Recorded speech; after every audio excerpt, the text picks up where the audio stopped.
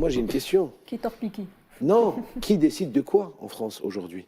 Moi, c'est ça ma question. C'est intéressant, et alors ce que vous êtes en train de dire me rappelle quand même un épisode qui a commencé avec le macronisme, quand Emmanuel Macron est à Alger en février 2017 et qu'il est candidat à la présidentielle et qu'il dit effectivement les crimes de la colonisation est un crime contre l'humanité, crime de guerre, crime contre l'humanité. contre l'humanité, pardon. L'humanité, bien sûr. Oui, c'est ça, c'était crime contre l'humanité. Vous vous rappelez la levée de bouclier quand il Bien rentre sûr, en bien France, sûr, c'est bien un sûr, scandale. Donc bien sûr, beaucoup d'élus et beaucoup de personnes qui sont dans le sud de la France, parce qu'on sait que c'est une terre de rapatriés d'Algérie, de pieds noirs, etc. Donc il y a une levée de bouclier.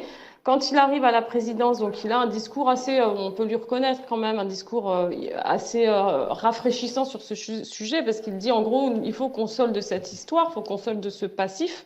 J'appartiens à une génération qui n'a pas connu la guerre d'Algérie, etc.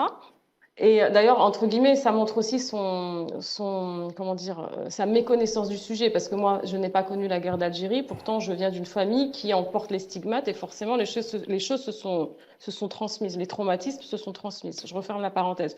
Et donc, quand il arrive à l'Élysée, il a un discours volontariste en disant on va avancer sur ce sujet. On va ouvrir les archives, donc il va admettre la responsabilité de l'État français dans la mort notamment de Maurice Audin, d'Ali Boumedjel, etc.